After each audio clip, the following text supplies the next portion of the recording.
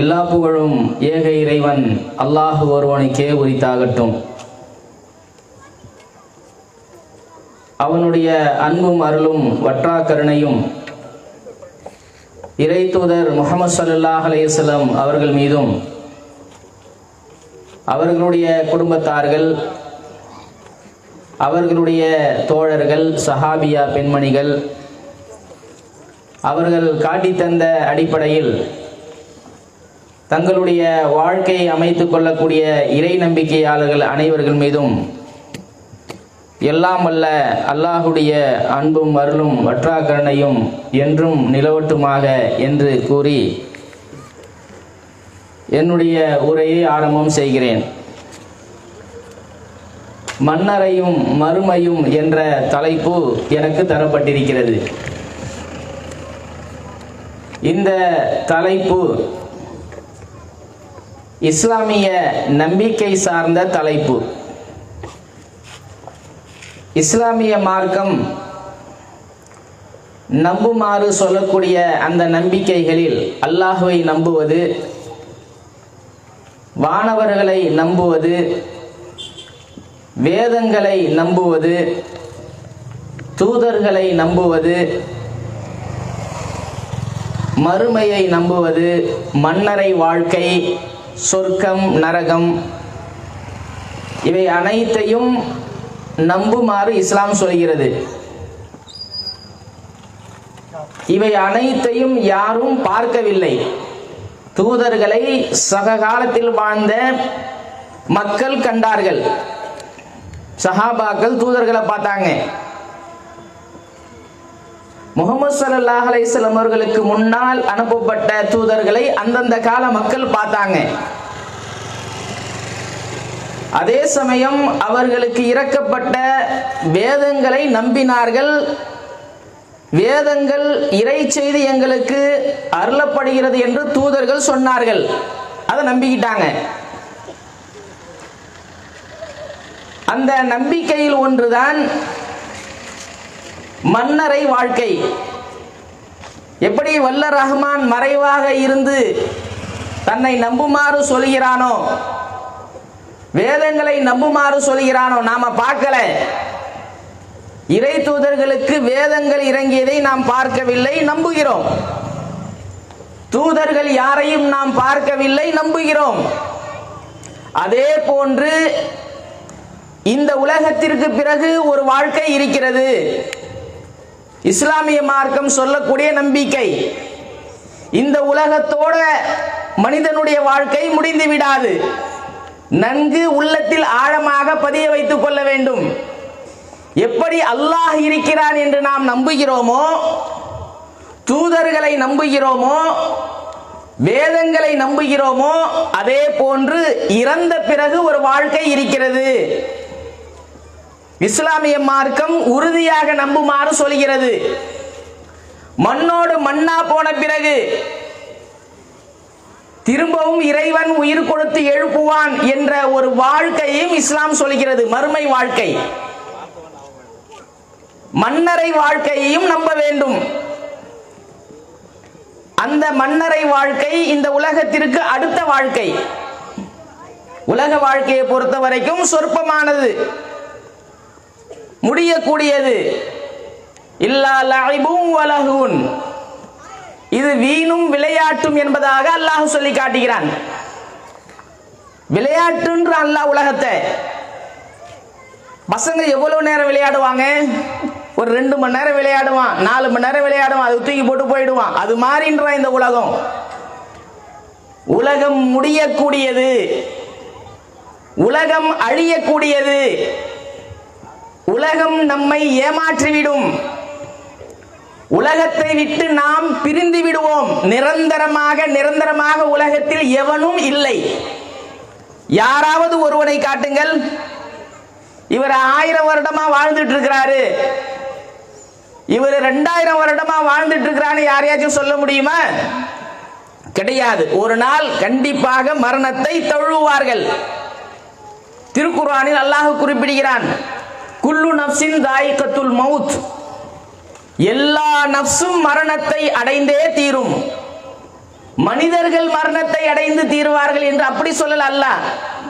குல்லு இன்சானின் தாயிகத்துல் மௌத்துன்னு அல்லாஹ் சொல்லல. இன்சான் மனிதன் எல்லாம் மௌத்தா போயிடுவாங்கன்னு சொல்லாம எப்படி அல்லாஹ் சொல்றானா, எல்லா நஃப்ஸும் எல்லா ஆத்மாவும் ஒரு நாள் மரணத்தை அடைந்தே தீரும். ஐனமா தகூனு யுத்ரிக்குமுல் மௌத், நீங்கள் எங்கிருந்தாலும் உங்களை மரணம் அடைந்தே தீரும். வலவ் குந்தும் ஃபீ புரூஜின் முஷய்யதா, வலுவான கோட்டைக்குள் இருந்தாலும், எத்தனை அடுக்கு பாதுகாப்புக்குள் இருந்தாலும், எவ்வளவு பெரிய பாதுகாப்புக்குள்ளார இருந்தாலும், ஒரு மனிதனுடைய உயிரை அல்லாஹ் கைப்பற்ற நாடிவிட்டால் எவனாலும் தடுக்க முடியாது, எவனாலும் அந்த மனிதனை பாதுகாக்க முடியாது. இஸ்லாமிய மார்க்கம் சொல்கிறது மனிதனுடைய உயிரை கைப்பற்றக்கூடிய நிலை எப்படி இருக்கும். அல்லாஹ்வின் தூதர் முஹம்மது ஸல்லல்லாஹு அலைஹி வஸல்லம் அவர்கள் சொல்றாங்க, நல்ல மனிதனுடைய உயிரை கைப்பற்றுவதற்காக சில வானவர்களை அல்லாஹ் அனுப்புவான். ஒவ்வொரு மனிதனுடைய உயிரை கைப்பற்றுவதற்கென்று வானவர்களை அல்லாஹ் நியமித்திருக்கிறான். பெயர்லாம் அல்லாஹ் திருக்குர்ஆனில் கூறவில்லை, மலக்குல் மௌத் என்று சொல்கிறான். மௌத்துக்குரிய வானவர், உக்கிலபிக்கும், உங்களுக்கென்று நியமிக்கப்பட்ட உயிரை பறிக்கும் வானவர். ஒவ்வொருவருக்கும் ஒரு வானவர் இருக்கிறாங்க, புரியுதுங்களா? ஒவ்வொருவருக்கும் உயிரை பறிப்பதற்கென்று ஒரு வானவரை அல்லாஹ் நியமித்து வைத்திருக்கிறான். அதற்குரிய தவணை வந்த உடனே அந்த வானவர்களை அல்லாஹ் அனுப்புவான். யாருடைய உயிரை அல்லாஹ் கைப்பற்றுவதற்கு அல்லாஹ் கட்டளையிட்டிருக்கிறானோ அந்த மனிதன் நல்ல மனிதனாக உலகில் வாழ்ந்திருந்தால் வானவர்களுடைய ஒரு குழு வருவாங்க. கண்ணுக்கு தெரிய மாட்டாங்க வானவர்கள், நம்ம நம்புறோமல்ல, ஒளியால் படைக்கப்பட்டவர்கள், இறக்கைகள் இருக்கும், கண் இமைக்கும் நேரத்தில் மேலேறி செல்வார்கள் வல்ல ரஹ்மானிடம். அந்த வானவர்களுடைய ஒரு குழு வருவாங்க, வானத்திலிருந்து வருவாங்க. அவருடைய முகம் அப்படியே மின்னும், இலங்கும், அப்படியே ஜொலிக்கும். அப்படிப்பட்ட முகத்தையுடைய வானவர்கள் தங்களுடன் ஒரு நறுமணமிக்க துணியை கொண்டு வருவாங்க கூடவே. அங்கிருந்து வரும்போதே அது போன்ற நறுமணம் உலகத்தில் இருந்தே இருக்காது, யாரும் சுவாசிச்சிருக்க மாட்டாங்க. அப்படிப்பட்ட நறுமணத்தை யாரும் பயன்படுத்தி இருக்கவே மாட்டாங்க. அப்படிப்பட்ட சுவனத்து நறுமணமிக்க ஒரு துணி, அந்த துணியில் அப்படி ஒரு நறுமணம் இருக்கும். அந்த வானவர் யாருடைய உயிரை வல்ல ரஹ்மான் கைப்பற்றுமாறு சொல்லியிருக்கிறான் அவருக்கு அருகில் வந்து அமர்ந்து, அந்த நேரம் வந்தவுடனே அந்த வானவர் சொல்லுவார், அல்லாஹ்வின் தூதர் முஹம்மது ஸல்லல்லாஹு அலைஹி வஸல்லம் அவர்கள் சொல்லி தருகிறார்கள், நல்ல உடலில் இருக்கக்கூடிய நல்ல ஆத்மாவே அல்லாஹ்வுடைய திருப்தியை நோக்கி வா என்று சொல்லுவார்கள். அந்த வானவர் சொல்லுவாங்க. அந்த உயிர் உடனே ஒரு பாத்திரத்தில் இருக்கிற தண்ணியை சாச்சா எப்படி உடனே கீழே கொட்டிடும்ல, அது மாதிரி டக்குன்னு அந்த வானவருடைய கையில போயிடும், தாமதிக்காது. அந்த வானவர் அந்த உயிரை எடுத்து அந்த நறுமணமிக்க துணியில் வைத்து உடனே மேலேறி செல்லுவார்கள். மேலே போவோம். அது இடையில வீட்டில் இருக்கிறவங்க எல்லாரும் வருத்தப்படுவாங்க, அழுவாங்க, சொந்த பந்தத்துக்கெல்லாம் தகவல் கொடுப்பாங்க. இது ஒரு பக்கத்தில் நடந்துகிட்டு இருக்கும். இவருடைய உயிர் மேலேறி செல்லும். வானத்திற்கு கதவுகள் இருக்கும். வானலோகத்தில் இருக்கக்கூடிய வானவர்கள் எல்லாம் அந்த ஆத்மாவை வரவேற்பார்கள். விண்ணுலகம் கமழும், மனத்தால் கமழும். யாருடைய உயிரை கைப்பற்றி கொண்டு வந்திருக்கிறீர்கள் என்று விண்ணகத்தார் கேட்பாங்க. இன்னாருடைய மகன் இன்னார், இவருடைய உயிரை நாங்கள் கைப்பற்றிட்டு வந்திருக்கிறோம். எல்லோரும் வரவேற்பார்கள். அதன் பிறகு வல்ல ரஹ்மான் இந்த மனிதனை நல்லோர்களுடைய பட்டியலில் சேர்த்து விடுங்கள், இல்லீன் என்று சொல்லக்கூடிய நல்லோருடைய பட்டியலில் சேர்த்து விடுங்கள் என்று வல்ல ரஹ்மான் சொல்லுவான். அதன் பிறகு அவருடைய உயிர் திரும்பவும் அவருடைய உடலுக்கு செலுத்தப்படும், நமக்கு தெரியாது. அல்லாஹ்வின் தூதர் முஹம்மது ஸல்லல்லாஹு அலைஹி வஸல்லம் அவர்கள் சொல்றாங்க, அந்த பிரேதத்தை ஜனாசாவை தூக்கி செல்லும் போது அது நல்ல மையத்தாக இருந்தால் இஸ்ரஊனி இஸ்ரஊனி, என்னை விரைந்து தூக்கி நீங்கள் என்னை விரைந்து தூக்கி செல்லுங்கள் என்று அது சொல்லும். அதுக்கு தெரியும். ஏன் இப்படிப்பட்ட ஒரு வாழ்க்கை இருக்கிறது நம்புச்சா இல்லையா? அதற்கு சொர்க்கம் இருக்கிறது என்று நம்பியதா இல்லையா? அந்த நம்பிக்கையின் அடிப்படையில் தான் தங்களுடைய வாழ்க்கையை நேர்மையான, ஒழுக்கமான, இரையச்சமுடைய வாழ்க்கையாக வாழ்ந்த காரணத்தால் அந்த பிரேதம் சொல்லும் இஸ்ரஊனி. அது சொல்லக்கூடிய அந்த சப்தம் மனிதன், ஜின்னை தவிர எல்லா ஜீவன்களுக்கும் கேட்கும். முஹம்மது ஸல்லல்லாஹு அலைஹி வஸல்லம் அவர்கள் சொல்றாங்க, மனிதன் காதில் விழுந்தால் மூர்ச்சையற்றி கீழே விழுந்து விடுவான். அந்த மையத்தை கொண்டு போய் பள்ளிவாசலிலே வைத்து இறுதியாக அவருக்காக பாவ மன்னிப்பு தேடுவார்கள். நல்ல மையத்தா இருந்தாலும், யார் அவர் பள்ளிவாசலோட தொடர்புடையவரா இருந்தாலும் அவருக்காக வேண்டி ஜனாசா தொழ வைப்பாங்க. பள்ளிவாசலோட தொடர்பு இல்லாதவரா இருந்தாலும் ஜனாசா தொழ வைப்பாங்க. ஜனாசா தொழுகை என்பது இறந்தவருக்காக வேண்டி மன்னிப்பு தேடி தொழக்கூடிய ஒரு தொழுகை. பள்ளிவாசலோட தொடர்புடையவரா இருந்தா, நீ உயிரோட இருக்கும் போது அல்லாஹ்வுடைய ஆலயத்திற்கு வந்து தினசரி நீ மன்னிப்பு தேடி கொண்டு சென்று கொண்டிருந்தாய். நீ இறந்த பிறகு உனக்காக நாங்கள் உன் சார்பாக மன்னிப்பு தேடுகிறோம் என்ற பொருளிலும், பள்ளிவாசலோட தொடர்பே இல்லாத மனுஷன், தொழாத மனுஷன், மார்க்கத்தோட சுத்தமா தொடர்பு இல்லாத மனுஷன் செத்து விட்டாருன்னா நீ தான் மன்னிப்பு கேட்கல.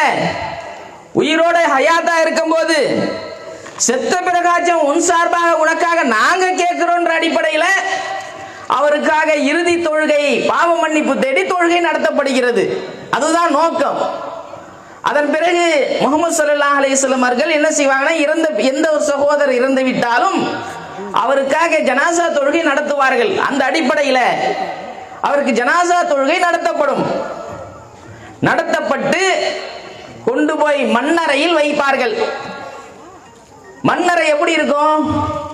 அதிகமாக பெண்கள் கபரஸ்தான் பக்கம் வருவதற்கான வாய்ப்பு இல்லை. ஆண்கள் தான் அதிகமாக கபரஸ்தானுக்கு போவாங்க.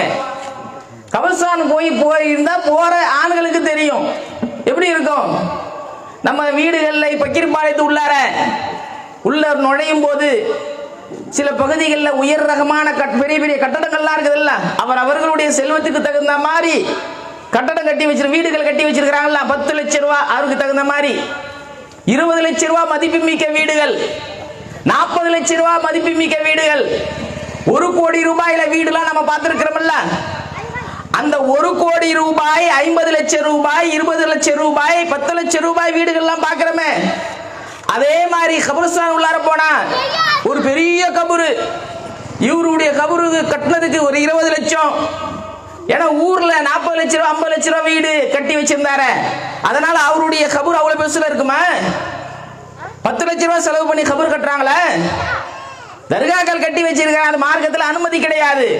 கபர் பொது மையவாடிக்கு போனீங்கன்னா அவருடைய வசதிக்கு தகுந்த மாதிரி கபறுகள் இருக்கிறதா என்றால் பார்க்க முடியாது.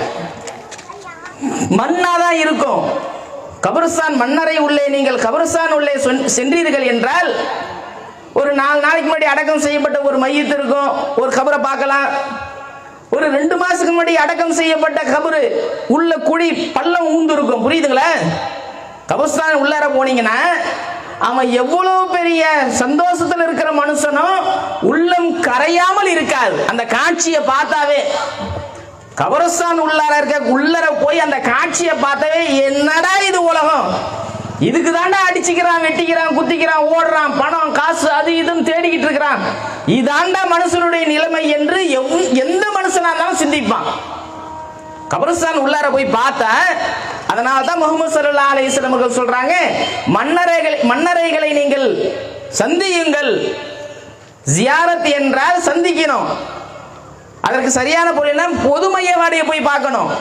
ஃபைனஹா துதக்கிராத்துல் மவுத், அது உங்களுக்கு மரணத்தை நினைவூட்டும் என்பதாக அல்லாஹ்வின் தூதர் முஹம்மது ஸல்லல்லாஹு அலைஹி வஸல்லம் அவர்கள் மண்ணறை உள்ளே சென்றால் அஸ்ஸலாமு அலைக்கும் அஹ்லத் தியாரி மினல் முஃமினீன வல் முஸ்லிமீன், மண்ணறையில் அடக்கம் செய்யப்பட்ட மூமினான முஸ்லிமான ஆண்களே பெண்களே, உங்கள் மீது அல்லாஹ்வுடைய அருள் உண்டாகட்டும்.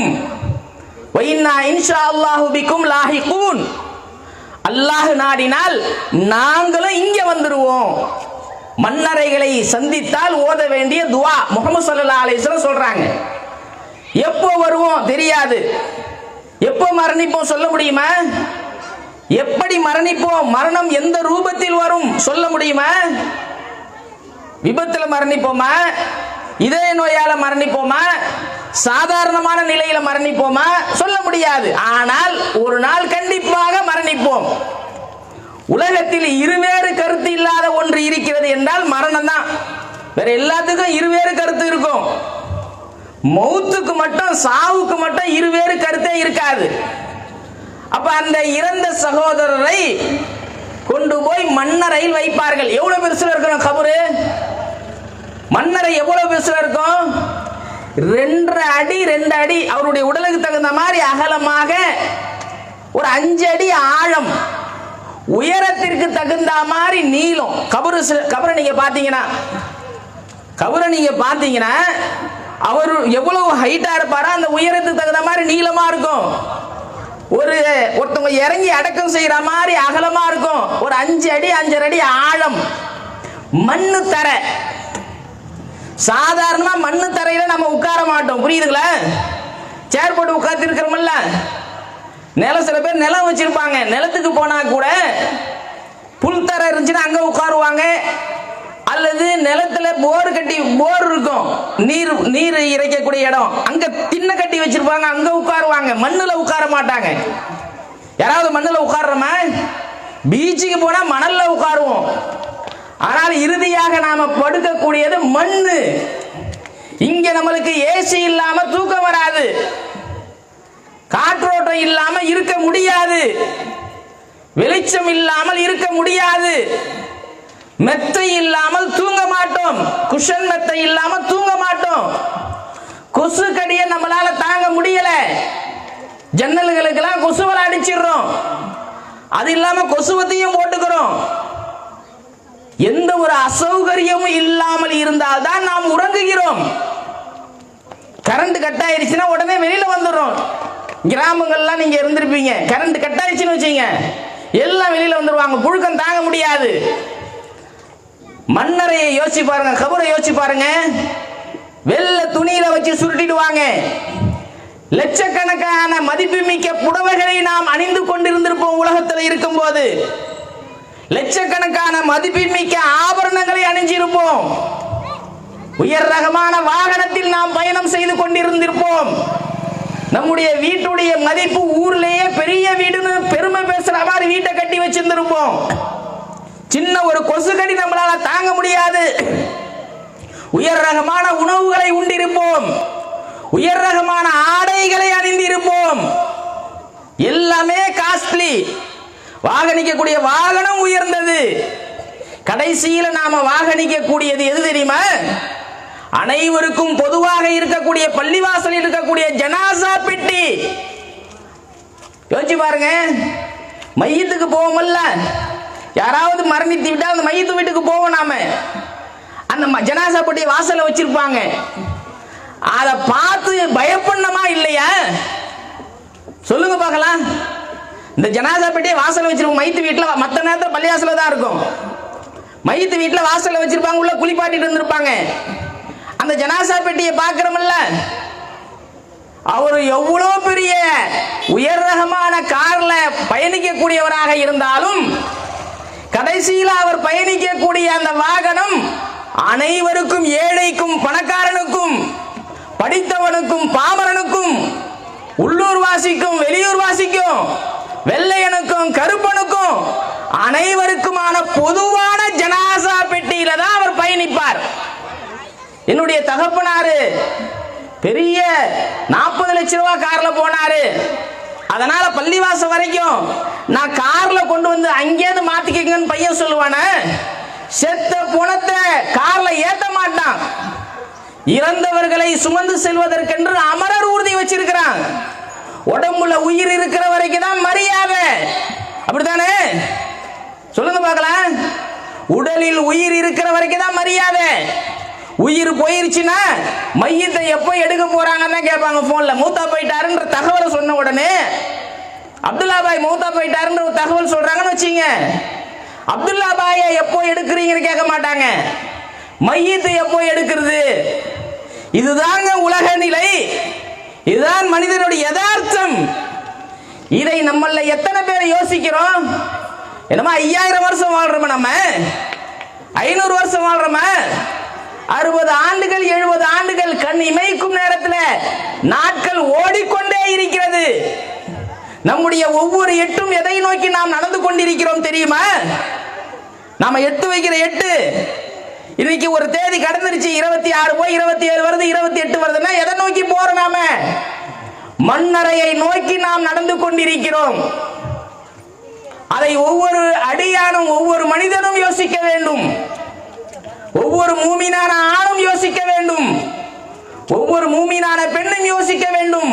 மண்ணு தர வெள்ளை துணியில வச்சு சுருட்டிடுவாங்க. வெள்ளை துணி 20 லட்சம் ரூபாய் பட்டு புடவை, திருமணத்துக்கு 25 லட்சம் ரூபாய்க்கு பட்டு புடவை எடுத்திருப்பாங்க. திருமணத்தின் போது மதிப்புமிக்க ஆபரணங்களை அணிவிச்சிருப்பாங்க.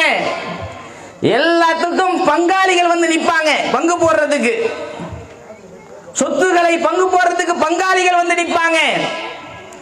அப்படிப்பட்ட உயர்தரமான ஆடையை அணிவிக்க மாட்டார்கள். வெள்ளை துணியில வச்சு சுருட்டி குளிப்பாட்டி, அப்புறம் ஆபரணங்கள் அணிந்திருந்தால் அனைத்தையும் கழட்டி ஒன்றை முடிச்சு போடுவாங்க. குளிப்பாட்டி அந்த கஃனிடும் போது ஒன்றை முடிச்சு போட்டு துணியில வச்சு சுருட்டி பள்ளியாசலுக்கு தூக்கிட்டு போவாங்க. நல்ல மையத்து சொல்லும், இஸ்ரஊனி இஸ்ரஊனி, என்ன சீக்கிரமா தூக்கிட்டு போங்க, என்ன சீக்கிரமா தூக்கிட்டு போங்க. இஸ்ரஊனி இஸ்ரஊனி என்று சொல்ற மாதிரி நம்முடைய இந்த உலக வாழ்க்கை சரியான அல்லாஹ்வுக்கு பயந்த வாழ்க்கையாக இருக்க வேண்டும். ஐவேளை தொழக்கூடிய மூமினான ஆணாக மூமினான பெண்ணாக நாம் இருந்தோம் என்றால், இறை கடமைகளை சரிவர நிறைவேற்றக்கூடிய மனிதனாக பெண்ணாக நாம் இருந்தோம் என்றால், மறுமை வாழ்க்கையை நம்பி மன்னரை வாழ்க்கையை நம்பி அல்லாஹ்வுக்கு பயந்து நடக்கக்கூடிய அடியானாக இருந்திருந்தால் நாம் சொல்லுவோம், இஸ்ரஊனி, என்ன சீக்கிரமா தூக்கிட்டு போங்க, என்ன சீக்கிரமா தூக்கிட்டு போங்க. அந்த பாக்கியம் நமக்கு அல்லாஹ் கொடுக்கணும்.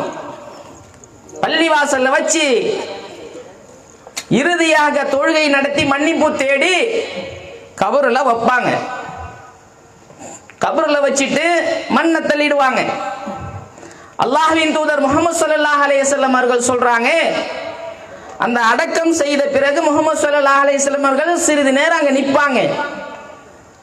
அந்த நிக்கக்கூடிய நேரத்தில் சின்ன ஒரு அறிவுரை சொல்லுவார்கள்.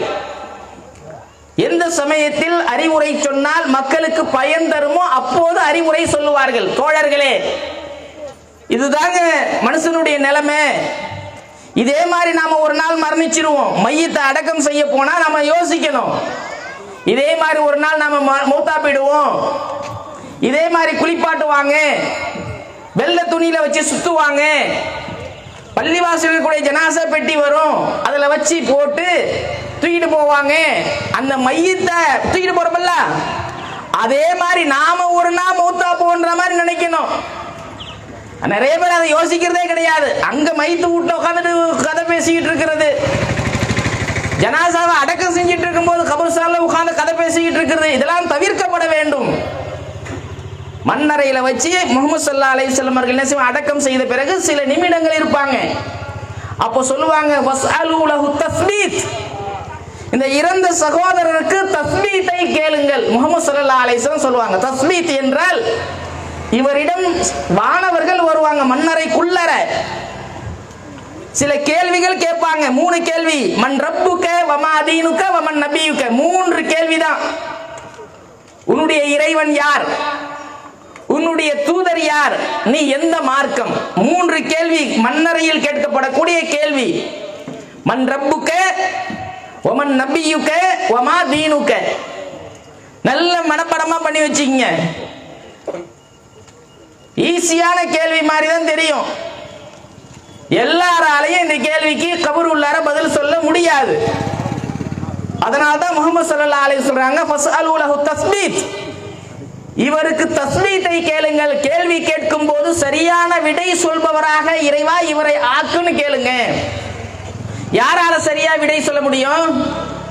அல்லாஹ்வை இறைவனாக ஏற்று அவனுக்கு கட்டுப்பட்டு நடந்து முஹம்மது ஸல்லல்லாஹு அலைஹி வஸல்லம் அவர்களை தூதராக நம்பி அவர்களை வழிகாட்டியாக ஏற்று அவர்களுடைய சொல்படி நடந்து இஸ்லாமிய போதனையின் அடிப்படையில் தன்னுடைய வாழ்க்கையை அமைத்துக் கொண்ட நபர்களால் மட்டும்தான் சொல்ல முடியும் ரப்பி அல்லாஹ், என்னுடைய இறைவன் அல்லாஹ், நபி முஹம்மது ஸல்லல்லாஹு அலைஹி வஸல்லம், என்னுடைய வழிகாட்டி என்னுடைய தலைவர் முஹம்மது ஸல்லல்லாஹு அலைஹி வஸல்லம், வதீனி இஸ்லாம், என்னுடைய மார்க்கம் இஸ்லாம் என்று எல்லாராலையும் சொல்ல முடியாது.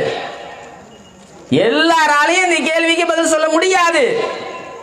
அல்லாஹ்வுக்கு பயந்து நடந்து தூதருடைய போதனைப்படி நடந்து இஸ்லாமிய நெறிமுறைப்படி வாழ்ந்தவரால் மட்டும்தான் இந்த கேள்விக்கு சரியா பதில் சொல்ல முடியும்.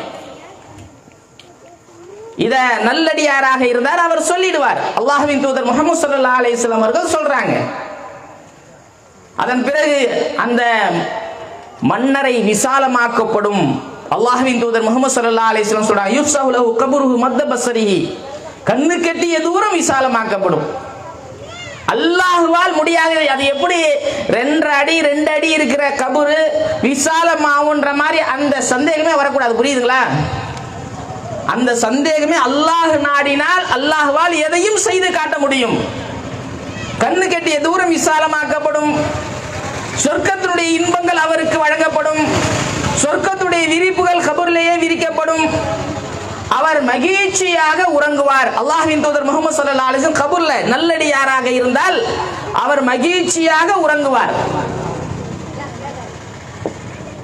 பாவியாக இருந்தால் அல்லாஹ் பாதுகாக்கணும். உயிரை பறிப்பதற்கென்று சில வானவர்கள் வருவாங்க. பார்ப்பதற்கு விகாரமாக இருப்பார்கள். பார்க்கும் போதே அந்த பாவி இருக்கிறான அவன் அரண்டு போயிடுவான், பயந்து போயிடுவான், திடுக்குற்றுவான். அவனுக்கு அருகில் வந்து உட்கார்ந்துட்டு இருப்பாங்க. அந்த தவணையை எதிர்பார்த்து அந்த தவணை வந்த உடனே அந்த வானவர்கள் அவனுக்கு அருகில் சென்று அமர்ந்து தீய உடலில் இருக்கக்கூடிய தீய ஆத்மாவே அல்லாஹ்வுடைய கோபத்தை நோக்கி வான்னு சொல்லுவாங்க. அந்த உயிர் வராது. உடலில் எங்கெல்லாம் ஓடி ஒளிய முடியுமோ அங்கெல்லாம் ஓடி ஒளியும். அந்த உயிர் வர மறுக்கும். அல்லாஹ் திருக்குர்ஆனில் சொல்கிறான், அப்போது அந்த வானவர்கள் யௌரிபூன உஜூஹஹும் வ அத்பாரஹும், அவனுடைய முகத்திலும் முதுகிலும் அடித்து மிதித்து துவைத்து ஓடி ஒளிகிறாயா, வாடா இங்க. அல்லாஹ்வுக்கு பயந்து நடக்கல, தான் தோன்றித்தனமா வாழ்ந்த, விரும்பியதை சாப்பிட்ட, விரும்பியதை வணங்குன, விரும்பியதை குடிச்ச, உன் மனசு எதையெல்லாம் விரும்புச்சு அதை எல்லாத்தையும் செஞ்சுக்கிட்ட தப்பிக்கிறான்னு பாக்குறிய. அவனுடைய முகத்தில் அறைவார்கள். யௌரிபூன உஜூஹஹும், அல்லாஹ் குர்ஆன்ல சொல்லி காட்டுறான். அதுபாரஹும், முதுகில் மிதிப்பார்கள். மிதித்த அந்த உயிரை வலுக்கட்டாயம் அவன் கத்துவான், கதறுவான். அருகில் எல்லாம் இருப்பாங்க, யாரு காதலையும் விழாது. காப்பாத்துங்களே, காப்பாத்துங்களே, யாரோ என்ன அடிக்கிறாங்க, மிதிக்கிறாங்க, என்ன துவைக்கிறாங்க. யாரு காதலையும் விழாது. அவன் கத்துவான், யாரு காதலையும் விழாது. அவனுடைய உயிரை வலுக்கட்டாயமாக பிடித்து வெளியே எடுத்து வானத்திலிருந்து ஒரு நாற்றமிக்க ஒரு துணியை கொண்டு வந்திருப்பாங்க. அந்த துணியில வச்சு மேல கொண்டு போகும்போது அந்த விண்ணுலகம் ஒரே நாற்றமா இருக்கும். லா துஃபத்தஹு லஹும் அபுவாபுஸ் ஸமா, அநியாயக்காரர்களுக்காக வானத்துடைய வாசல்கள் திறக்கப்படாது. யார் இவன், யார் இவன், எதுக்கு இவனை இங்க கொண்டு வந்தீங்க, எதுக்கு இவனை கொண்டு வந்தீங்க. விண்ணுலகத்தில் இருக்கிறவங்க எல்லாருமே யார் இவன், இன்னாருடைய மகன் இன்னார், தண்ணி அடிச்சு திரிஞ்சிட்டு இருந்தான், வட்டி வாங்கி திரிஞ்சிட்டு இருந்தான், வரவச்சனை வாங்கி திரிஞ்சிட்டு இருந்தான், கபூர்ல போய் முட்டிக்கிட்டு இருந்தான். அந்த பெரியார் சொன்னார், இந்த பெரியார் சொன்னார், அந்த மகான் சொன்னார், இந்த மகான் சொன்னார், அந்த ஹஜ்ரத் சொன்னார். அவங்க சொன்னதெல்லாம் கேட்டுக்கிட்டு இருந்துட்டு இருந்தான். ஏகப்பட்ட ஹராமான காரியத்தை செஞ்சுக்கிட்டு இருந்தான். இவனை கொண்டு போய் பாவிகளுடைய லிஸ்ட்ல சேர்த்துருங்க. அல்லாஹ் சொல்லுவான், வானத்துடைய லா துஃபத்தஹு லஹும் அபுவாபுஸ் ஸமா, வானத்துடைய வாசல்கள் திறக்கப்படாது. வலா யதுகுலூனல் ஜன்னத ஹத்தா யலிஜல் ஜமல் ஃபீ சம்மில் கியாத், ஊசிய துவாரத்தில் ஒட்டகம் நுழையாத வரை அவன் சொர்க்கத்தில் நுழைய முடியாது. என்னை மறந்தவன், என்னை ஏத்துக்காதவன், பாவி சொர்க்கத்துக்கு போக முடியாதுன்றதை எப்படி உவமை சொல்லி சொல்றான் பாருங்க அல்லாஹ். ஊசி துவாரத்தில் ஒட்டகம் நுழையாத வரை, ஊசி துவாரத்தில் எங்கெங்க ஒட்டகம் போவோம்? நூலே சிரமப்பட்டு போகுது.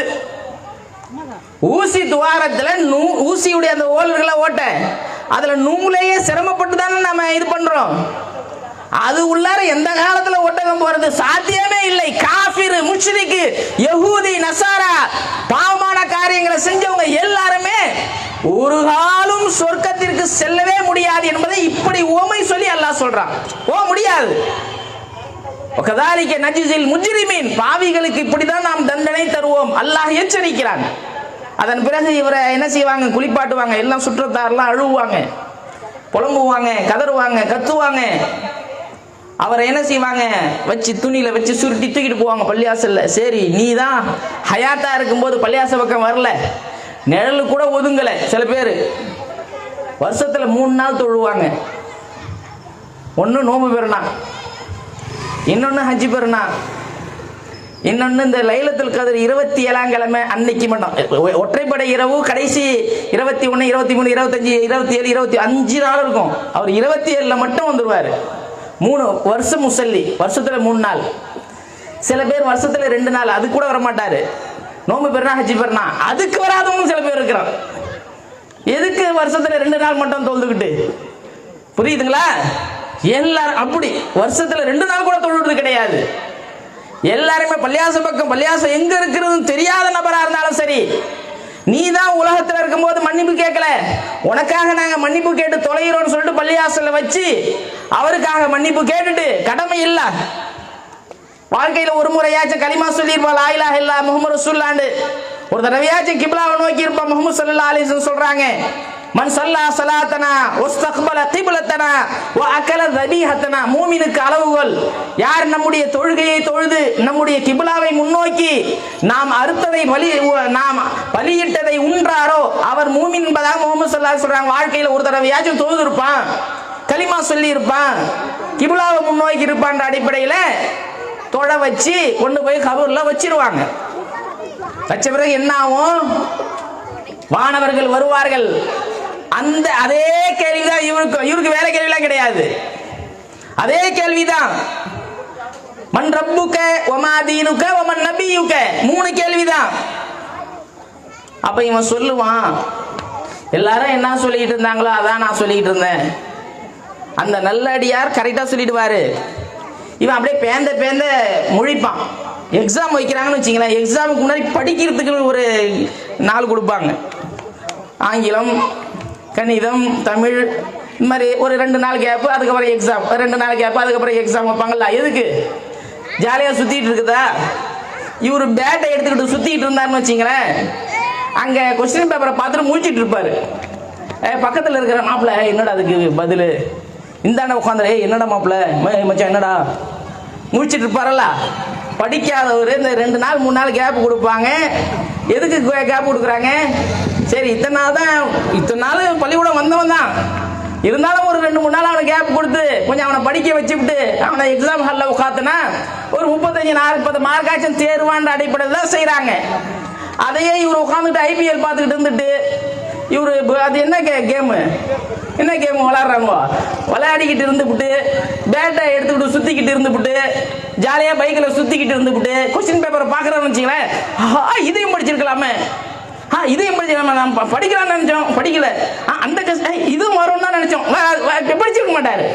இவர் எதெல்லாம் படிச்சிருக்கலாம் நினைச்சாரு, எல்லா கேள்வியும் அங்க இருக்கும், முடிச்சிட்டு இருப்பாரு. எப்படி இவர் எக்ஸாமுக்கு படிக்காம சுத்திக்கிட்டு இருந்தா அந்த கொஸ்டின் பேப்பரை பார்த்த பிறகு முடிப்பாரோ, புரியுதுக்காக சொல்றேன். அதே மாதிரி பள்ளியாசலுக்கு நீங்க போங்க, தோ வரேன். மனைவி தொழுதா, தொழுகையாளியா இருந்தா மனைவி கணவர்கிட்ட சொல்லுவாங்க, நீ தொழுவதோ நான் தொழுதுக்கிறேம்மா, அப்படியே காலத்தை கட்டியும் மௌத்தா போயிடுவாரு.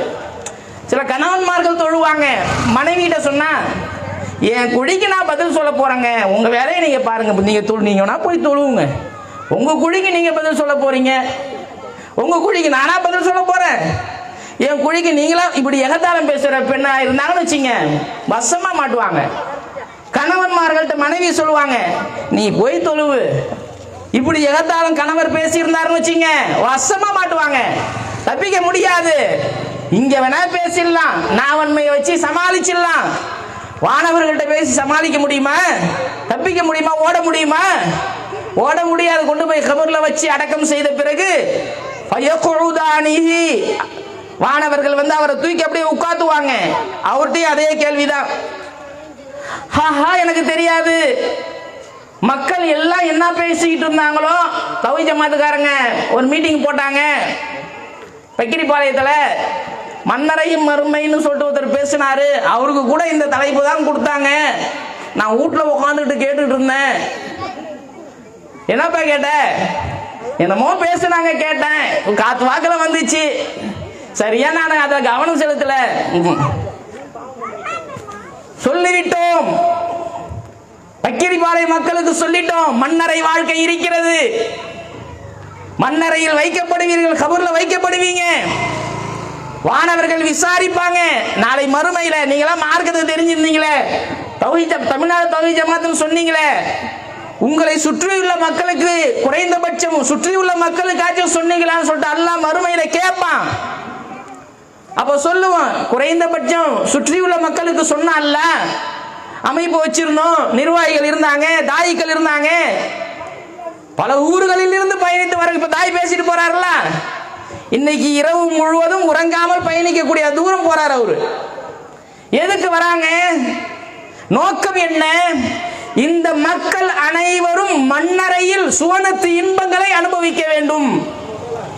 நாம் அனுபவிக்கக்கூடிய இன்பங்களை யாம் பெற்ற இன்பம் பெருக இவ்வையகம் என்று தமிழ்ல சொல்லுவான. யாம் பெற்ற இன்பம் பெருக இவ்வையகம். நாம் மட்டும் மன்னரையில் வெற்றி பெற்றால் போதாது, நாம் மட்டும் மறுமையில் வெற்றி பெற்றால் போதாது, நாம் மட்டும் மறுமையில் சொர்க்கம் சென்றால் போதாது. இந்த ஒட்டுமொத்த சமூகமும் கடைகோடியில் உள்ள ஒவ்வொரு மனிதனும் மறுமையில் வெற்றி பெற வேண்டும், சொர்க்கம் செல்ல வேண்டும் என்பதுதான் இந்த ஜமாத்தினுடைய உயிர் மூச்சு.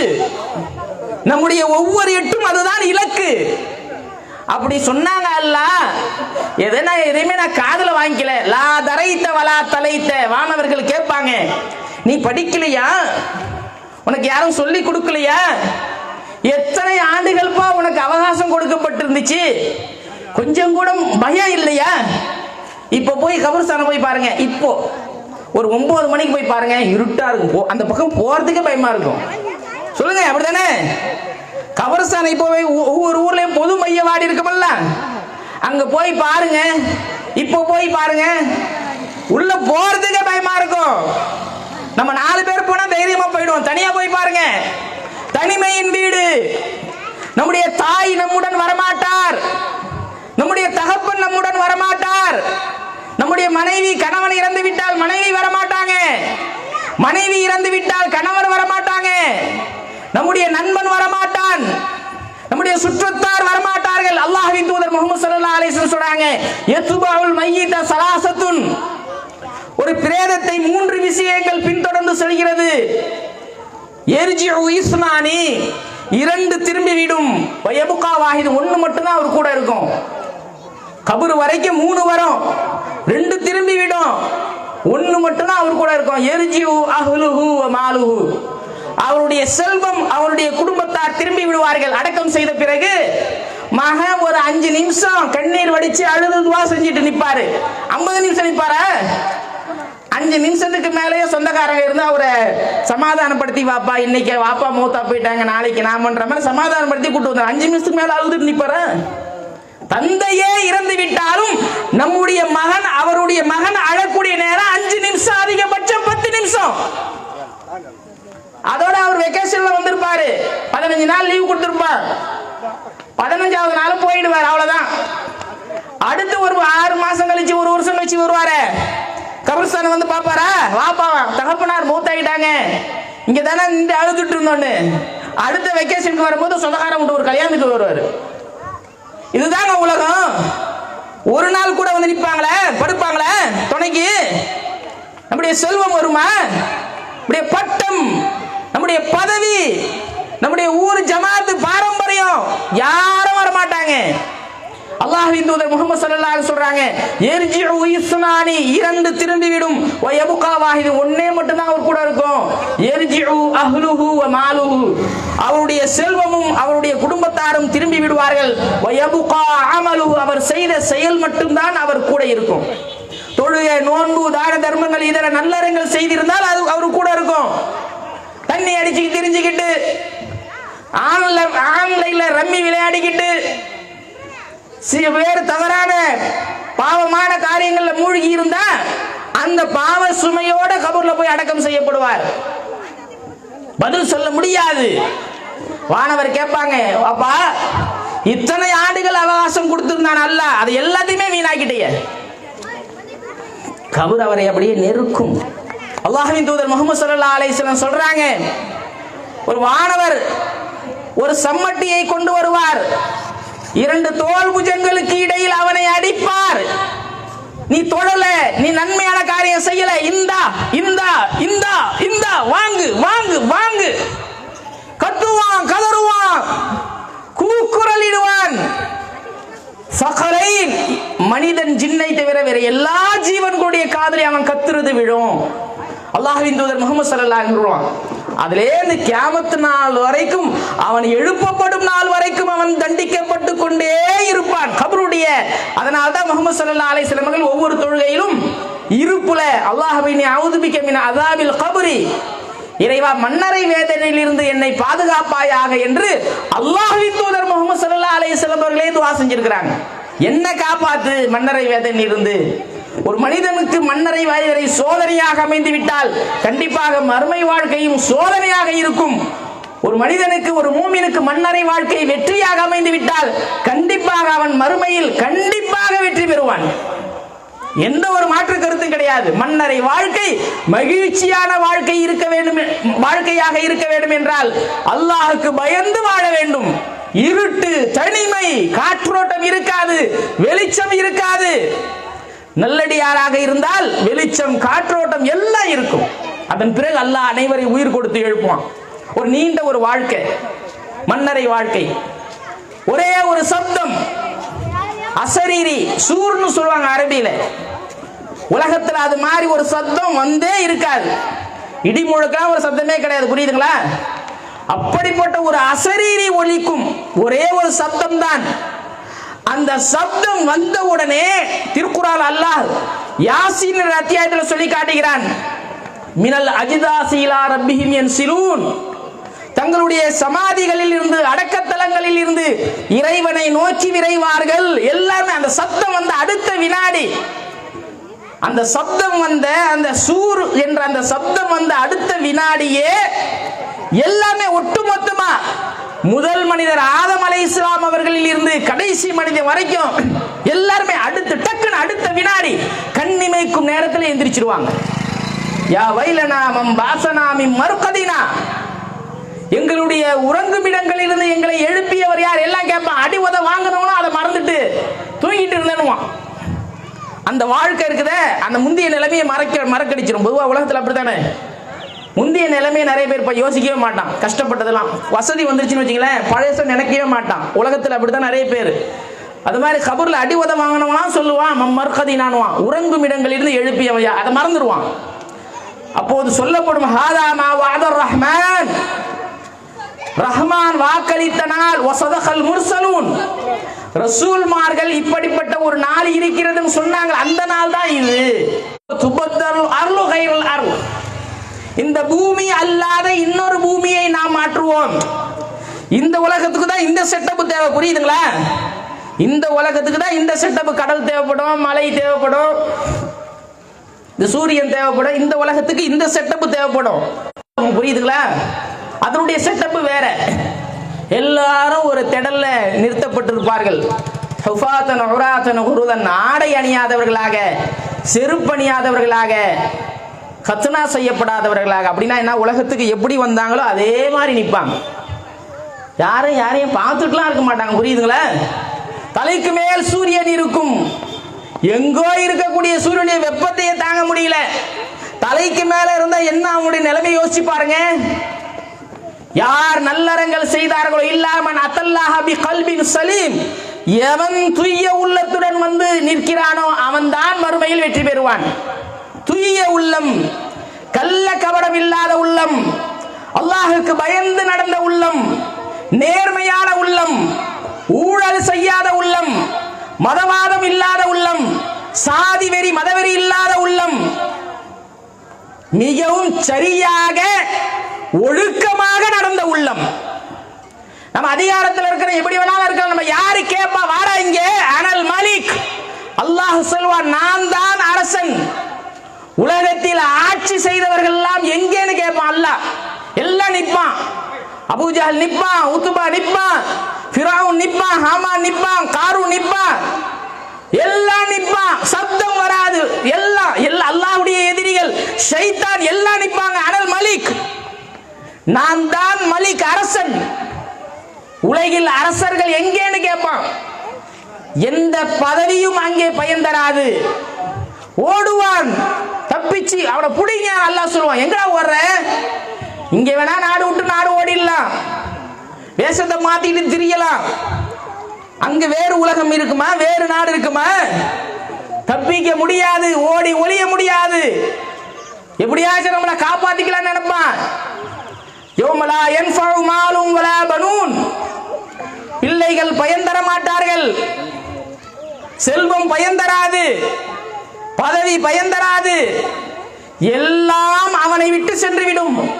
ஹலக அன்னி சுல்தானியா, அவன் சொல்லுவான் அதிகாரம் என்னை விட்டு சென்று விட்டதே, பதவி என்னை விட்டு போய்விட்டதே, பணம் பயன் தரவில்லையே. ஓடுவான். ஹுதூஹு, அவனை பிடியுங்கள், ஃபஹுல்லுஹு, அவனுக்கு விலங்கு மாட்டுங்கள், சும்மல் ஜஹீம சல்லுஹு, நரகத்தில் தூக்கி வீசுங்க, சும்ம ஃபீ சில்சிலத்தின் தருஹா சபூன திரா, பல நீளமுள்ள சங்கிலியில போட்டு பிணைச்சி தூக்கி வீசுங்க. ஏன் தெரியுமா? இன்னஹு கான லா யுமினு பில்லாஹில் அலீம், மகத்துவமிக்க அல்லாஹ்வையே நம்பல, படைச்சவனையே நம்பல. நீங்க வேணா நம்பிக்கங்க, அதெல்லாம் என்ன, அதெல்லாம் சும்மாங்க, அதெல்லாம் அல்லாஹ் என்னையே நம்பல. இன்னஹு கான லா யுமினு பில்லாஹில் அலீம் வலா யஹுது அலா துஆமில் மிஸ்கின், ஏழைகளுக்கு உணவளிக்க தூண்டவில்லை, நிறைய கொடுத்திருந்தேன். அவனுக்கு அவனுக்கு அவனுக்குன்னு சேமிச்சு வச்சிருந்தானே தவிர பிறருக்கு அவன் பயன் தரவில்லை. வலைஸலஹுல் யௌம ஹாஹுனா ஹமீம், இன்றைய தினம் அவனுக்கு எந்த உற்ற நண்பனும் இல்லை. இல்லா தஆமுன் மின் கிஸ்லின், சீழையும் சலத்தையும் அவனுக்கு உணவா கொடுங்க. லா யஅகுலுஹு இல்லல் காத்திஊன், பாவிகளை தவிர வேறு யாரும் அதை உணவாக உண்ண மாட்டார்கள். அப்ப மறுமையில பாவிகள் அனைவரும் வெட்கி தலை குனிந்து இறைவன் முன்னால் சிறுமைப்பட்டு கேவலப்பட்டு நரக படுகொழியில் வீசப்படுவார்கள். அந்த நிலை எந்த ஒரு மனிதனுக்கும் வரக்கூடாது என்பதற்காக வேண்டிதான் இது போன்ற நிகழ்ச்சிகளை பரவலாக தமிழ்நாடு தௌஹீத் ஜமாத் நடத்தி கொண்டிருக்கிறது. கண்ணியத்திற்குரிய இஸ்லாமிய சகோதர சகோதரிகளே, மன்னரை வாழ்க்கையை பயந்து நம்முடைய வாழ்க்கையை, உலக வாழ்க்கையை நாம் சீர்படுத்திக் கொள்ள வேண்டும். அல்லாஹுக்கு பயந்து நடக்க வேண்டும். மறுமையை பயந்து அல்லாஹுக்கு உகந்த, அல்லாஹுக்கு விருப்பமான நல்லறங்களை நாம் செய்தோம் என்றால் இரண்டு வாழ்க்கையில் நாம் வெற்றி பெறலாம்.